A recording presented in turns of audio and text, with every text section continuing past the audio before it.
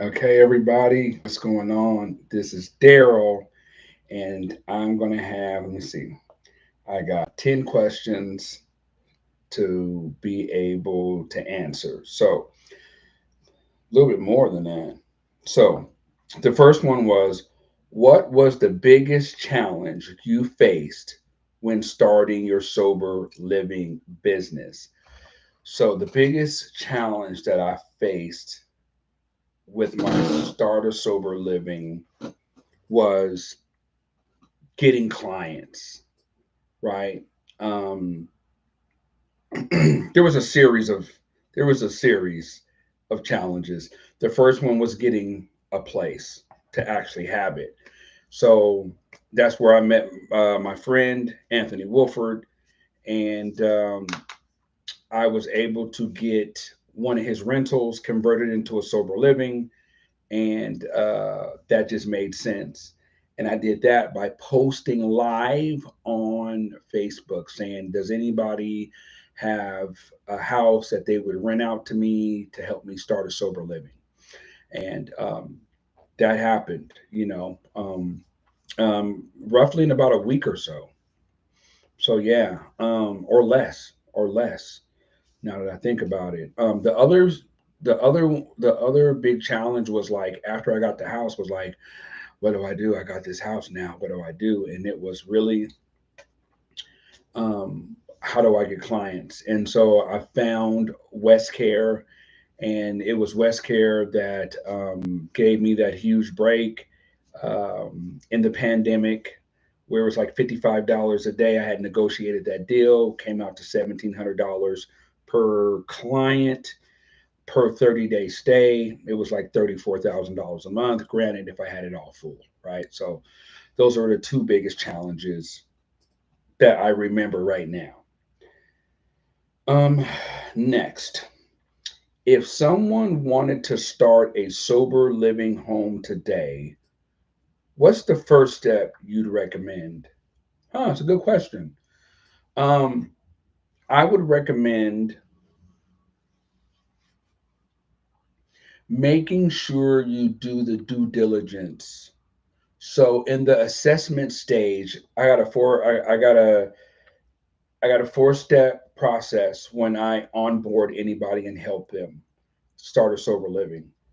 The first one is, and I went over this earlier today, making sure you know, just make sure that you know if you can do an SLE in your neck of the woods, making sure that there is a need. There's always a need, but making sure, are you a trailblazer or are you kind of coming behind a couple people who are already doing this?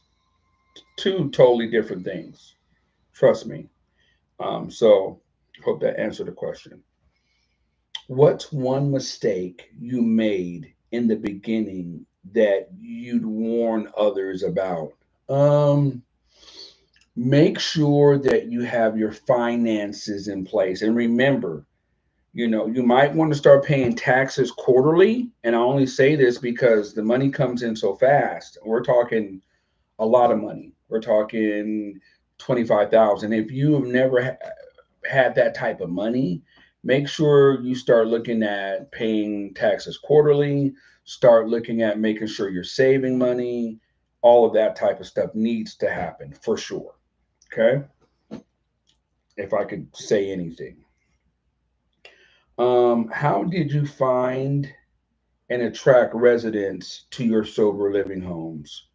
Very good question. So, how I found, so one of the things that really helped me was the fact that I'm a member of Narcotics Anonymous 12 step program, and I am immersed still to where I know a lot of people that are in the 12 step community. It allowed me to be able to connect with, just network within that and find people. So it wasn't really hard. The contracts were more of a hard thing because it required me to do something I hadn't done before, which is going out, talking to people with these contracts and saying, "Hey, I would like to partner with you to be able to, you utilize my services and vice versa. So, yeah, I don't know if that helped, but that's that one. Um, uh, yeah. What do you think separates a successful sober living home from one that struggles? Hmm. I think really what's going to separate you is your network, who you know. Don't try to live in a vacuum and try to do it yourself. Connect with other sober livings so that you can gain from their experience and their wisdom of opening up and keeping one running. Um, the other thing that separates successful sober living home from one that struggles is going to be, um, remember this, they're looking at they're looking at if your sober living home is actually being ran with recovery in mind.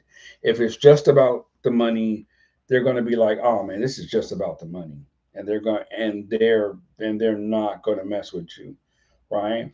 So you want to make sure you're taking people to the NA or the AA meetings, that you are encouraging them to find sponsors, getting the basic text, or I'll say it, the big book or whatever you got to whatever they're getting into. Make sure that they're, so you want to make sure that that recovery is in that home. Make sure that you're doing the drug test. Make sure that you're providing a clean and safe environment. These are all things that people are looking at, right? And remember this, they're telling, when I say they, the participants, they're letting the people that you're contract with, letting them know if this is working for you. And sometimes they tell on themselves, oh man, Daryl's over here drug testing me every single day. The people at the contract is going to be like, and maybe not every single day, but like 3 times a week is normally what you want to do. And the people over at your contract can be like, he's doing his job. They may or may not say that to them, but in the back of their mind, they're thinking Daryl's doing his job, or this sober living is doing their job, right? And you would, if you, when you start, let's say that when you start your SLE, it's owner operator, okay? Owner operator. And just real quick, I'm gonna stop real quick. Please like and subscribe. It helps me out. You know what I mean? I don't know everything about the algorithm. I'm learning how to be able to do this. I'm providing content for free. I'm just asking that you guys subscribe. That's it. Okay? I'm gonna keep going. So hope this is helping. Hope this is helping. Um, if you could do it all over again, what would you do different? Um, get all your legal paperwork in order. Make sure that um, anybody that you hire on, make sure that you have that dialed in, right?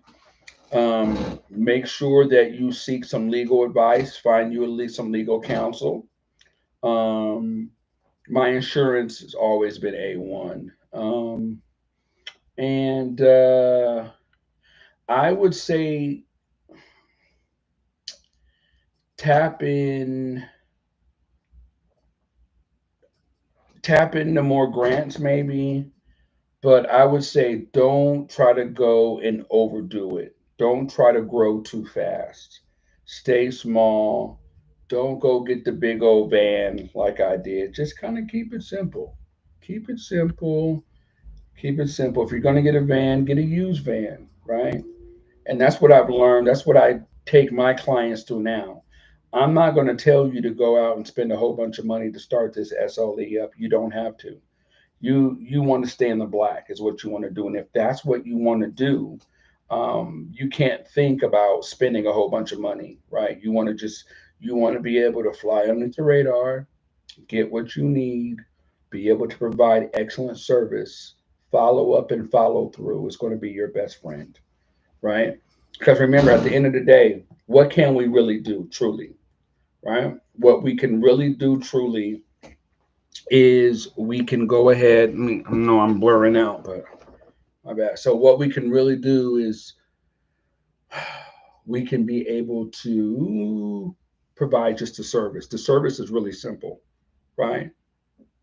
We provide a place for them to stay. That is what we do.